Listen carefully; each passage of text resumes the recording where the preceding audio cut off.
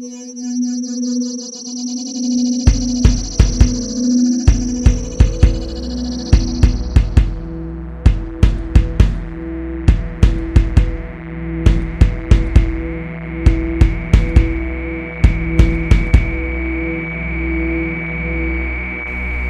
Timeshift. Hello and welcome along, I'm Chris Hall and this is The Timeshift, my sci-fi film fest, and it is great to have you with me as always. Tonight looking at the latest episode of Doctor Who entitled Face the Raven. Now because this little review that I do is something of a critique review kind of thing, this video is going to be spoiler heavy. So if you don't want this episode spoiled for you for whatever reason, it's best to switch the video off now. Okay, everybody ready, everybody geared up, let us dive headfirst into Face the Raven. Ooh. And so, Clara Oswald is dead. Let me warn you, this video was going to have spoilers in it, so you've got no one else but yourself to blame if I've just spoiled that for you. So she's dead. D-I-double-O, dead. She's gone. She's been shimmied off this mortal coil. She has been 420 blazed off into oblivion. She's been got at by a big horrible crow. She is dead, dead, dead, dead. I should feel a lot happier about all this, but in reality I feel rather about the whole entire thing. I feel decidedly neutral. I mean, let us look at the arc, the whole experience of Clara Oswald for me since she was first introduced. When she was first introduced and her entire adventures with Matt Smith, I found her utterly insufferable. I hated almost every minute that she was in the show. I thought her character was asininely terrible. I mean, I've always hated this thing of the companions almost being more important than the Doctor, when the whole point of a companion is for them to be the surrogate for the audience, to ask the questions that we ourselves cannot ask, so that we can live their adventures via osmosis and feel as if we ourselves are going on these wacky, adventurous, time-spacey, wacy adventures. They're not supposed to be time-space gods. They're not supposed to have the TARDIS zap them with weird time juice or anything like that, like what happened to Billie Piper. I mean, when she eventually had the whole space woman who survived, woman who was retroactively adding into weird moments of archive footage with previous Doctors, woman, you know, as soon as that whole arc was over, she became a pretty interesting character. I enjoyed the last series. She really turned a corner to the point at which, had she died at the end of the last series, I probably would have felt a lot more emotive than I do now. And it's not due to any lack of a good performance by herself or Capaldi or anybody else within the episode, or at least from the writing in the scene in which she finally is offed.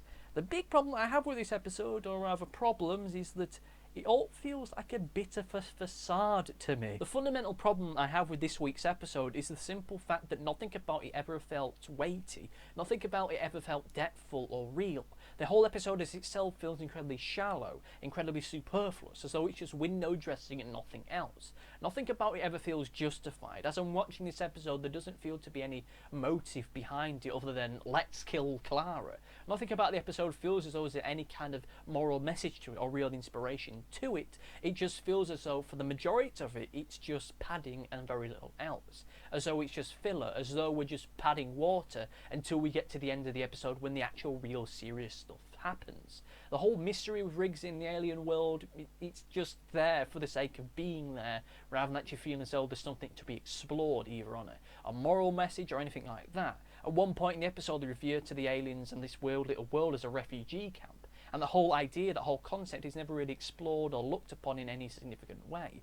Nor is the fact that one of the characters is supposed to be a slave or an ex-slave. That's not looked at either. So we have these big, bold ideas which aren't looked at, which, okay, fair enough, I don't need any more preaching done to me from Doctor Who for the time being, especially given what Harness gave us a few weeks ago, but at least something else in this episode to justify its existence would have been fine. There are no wacky, silly moments at all, so there can't be any humour to derive from the situation. This episode isn't quite as exciting or as boisterous as the last episode that we saw Riggs in, which was Flatline, which is both creepy and at the same time fun. This episode isn't creepy, nor is it fun. It just feels as though we're just sitting around waiting for Clara to be offed. And because nothing of this episode has any kind of weight to it, in my opinion, because nothing about this episode feels as if it has any kind of heft or impact to it, when Clara eventually does get killed off, it doesn't actually impact on me. It doesn't feel as though it comes from anything genuine and sincere. It just feels very vacuous, as though they're wanting us to feel sorry, as though they're willing us, begging us to cry and to feel emotive to it. I understand for some people they've felt this way, for some people it did impact upon them, that it did affect them in such an emotive way. For me, it didn't, because nothing about the episode itself felt deserving of an episode like this. Clara's death, whilst I found it to be really, really fucking amazing, nothing about it actually felt as though it came from any logical, organic process. It felt as though it's there just for the sake of impact, for headlines almost, than anything else. It feels not too far away from a T-Rex in the Thames moment. Something that is there almost for the sake of a trailer and nothing else. It feels as though it's there just for the sake of setting up next week's episode, rather than it being the logical conclusion to this week's adventure. And when I say that I found Clara's death to be fucking amazing, I don't mean to say that I enjoyed it or I revelled in it in a weird, dark, twisted way. I find the whole idea of Clara dying effectively as a result of her own hubris to be really, really amazing. I mean, it's a character dying not because they were knocked off by some random Dalek in a corridor or killed off by some killer virus. They're getting killed off because they believed wholeheartedly in the Doctor and what he stood for, that he could save them from anything, that he would save the day at the end of it. But at the end of the day, that doesn't happen. And that Clara, know-it-all Clara through the majority of her time, even in the time which I've liked her, she's been a little bit too much of a big head for my own liking.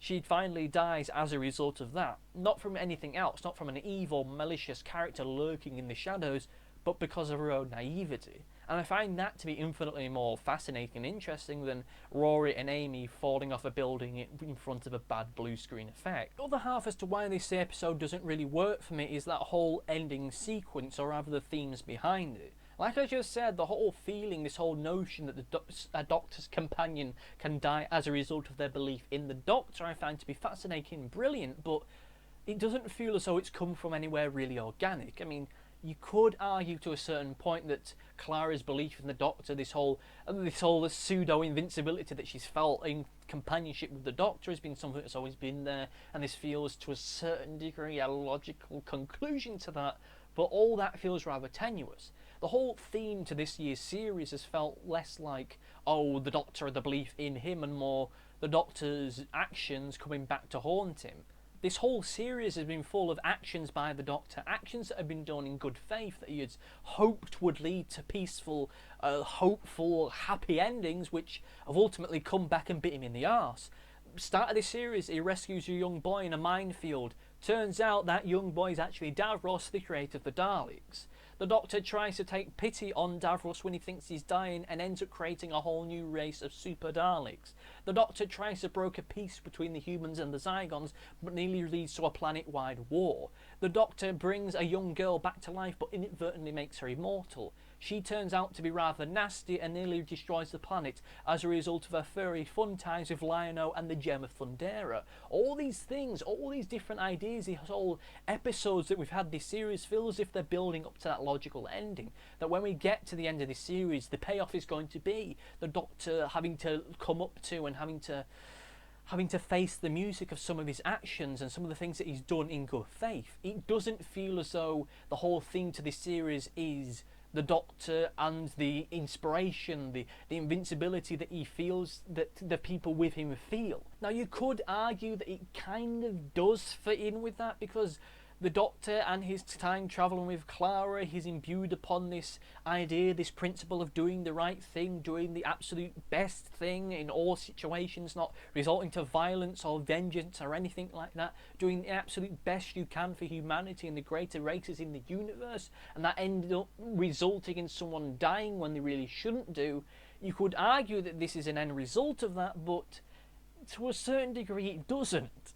But of course, it's the end moments of a character on Doctor Who. This is their final time on the show, so you have to look at the broader spectrum of it. So in that regard, it does work, but it feels incredibly unfocused as an end point to an episode, even if it does kind of work with the overall theme of this year's series. Look, at the end of the day, after all the pontificating, all the umming and ahhing, all the headaches this has caused me, I think at the end of the day, it isn't so much the theme of the ending which is the problem, it's more the fact that he feels horribly undeserving in an episode like this. That once again, we're at the end of an episode, we get a fantastic ending, but it's in service of an episode which is very average at the end of the day, which is a shame. That whole ending sequence from a writing standpoint is pretty damn great. Even if the writing up to that point had been fairly lackluster, even if some of the effects had been fairly crap, even if the whole idea surrounding this week's episode is pretty naff and fairly ineffectual, that whole ending quarter is still great and fantastic with some great performances, which I'm going to talk about now in the performance section. Hooray! Okay, so in a slight change of pace, I'm going to start in reverse. Riggsy in this episode, fine for what it was, nothing terribly depthful or meaningful with his character. I still like Riggsy, still think he's fantastic. I honestly wouldn't mind him as a companion, a proper full-time companion. I'm probably not going to take over now that Clara's dead, but, you know, maybe see more of in the future. Great, fantastic, good. A shielder, crap, quite frankly. I found her totally bloody wooden. Oh my God, Jesus Christ. The curse of Game of Thrones actors in other things other than Game of Thrones lives on. My God. Okay, so this is the third time she's been on Doctor Who. First time, she was there. I can't criticise the performance any more, any less. She was there, that was it. The second episode she was in, she was fine for what it was, nothing great or amazing. Now she's crap. Now she's very wooden. I mean, thank God Danny Pink still is in the show, because if had he and a shielder been in the same scene together, it would have been just like watching two oak furniture showroom pieces talking to each other. It really would have done. The two main performances, the two stand-up performances in this episode of Doctor Who are Peter Capaldi and, of course, Jenny Coleman as their own respective characters. I mean, I often, when I'm doing these little reviews, just have to put my hands up and say the great, fantastic, and then just move on. Because there isn't really much else to say, because they are so great at what they do, or at least one of them was so great at what they did. Jenny Coleman's time in Doctor Who has always been a very mixed one, as I've said multiple times in this week's episode, and as I've said in multiple times in the various episodes I've done of the Timeshift thus far. I mean, I've never liked the character when she was first introduced, not necessarily due to performance side of things, but because of the whole concept of a character. I don't like characters, companions, which are more important than the Doctor. I don't like how they ultimately almost always turn into some kind of space god thing. They have some kind of weird moments with them. I like my companions to be normal, everyday people. This is why I liked Martha so much, because she was just a nurse, she was just a doctor, she was just a medical professional, and at the end of the day she doesn't become a space god person like with Billie Piper's companion, or she doesn't get her mind exploded like Catherine Tate's character does. She was just a normal everyday person, and Amy Pond was a similar kind of thing. She was a normal person, but at the end of the day she was the girl who waited. She had a title behind her. Clara Oswald has a character who had a character behind her. She was the impossible girl. Eventually all that faded away, and what we ended up getting was a very likeable character for the most part, even if she was a bit of a big head and a little bit of a know-it-all. I still liked the character. I liked it when she was just the normal, everyday 20-something girl. She wasn't anything bigger or more important than she was done.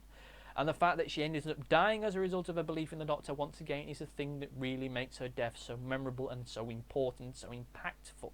So when we get to these final moments when she's telling the Doctor not to get revenge, not to be evil, when she breaks it down, the whole fact of the Doctor saying that he's going to raise hell, that he's going to cause a ruckus with all these local things, she just says to him, the great dark ring, the Doctor will be open the moment he hears a small child crying. You know, that whole exchange, the whole bit between the two of them is just great. The sheer sadness in Peter Capaldi's eyes when he realises that this is the end with Clara is just great. It really, a lot of people have been saying ummy-ary stuff about Peter Capaldi as being the Doctor. I read a bit in the TV Times, someone saying that he's a great actor and everything, but he shouldn't be Doctor Who. I like my Doctors to be wacky and quirky. I like them to be eccentric and weird. I mean, you mean like the past 3 Doctors that we've had since Christopher Eccleston up until Matt Smith? They've all been wacky and quirky. When we get a Doctor who isn't wacky and quirky, that actually has some weight and gravitas to him, suddenly then there's a problem, isn't there? We have a character, we have a character actor here who has done such great things for this series of Doctor Who in his time that he's been in it. He's done great, fantastic things. More often than not, he's the thing that saves an episode. Nothing else. It's him and his own ability as a performer. Had Matt Smith still been Doctor Who, or David Tennant still been Doctor Who, or Christopher Eccleston, I doubt they would have been able to save as many episodes as he has done. Which, of course, when we get to when he eventually leaves it, that's when it's going to be a case of, well, I sure shit hope you got a better writer, because when we get to the end of the day, he's the thing that saved Doctor Who more than anything else. Because given just how flaky Stephen Moffat can be with writing, dearie me. But, you know, that's all stuff that is for another day. Let us now dive headfirst into the overview. Okay, so the overview, and as I've said multiple times in this little review, ending, great, fantastic, brilliant. The episode as itself,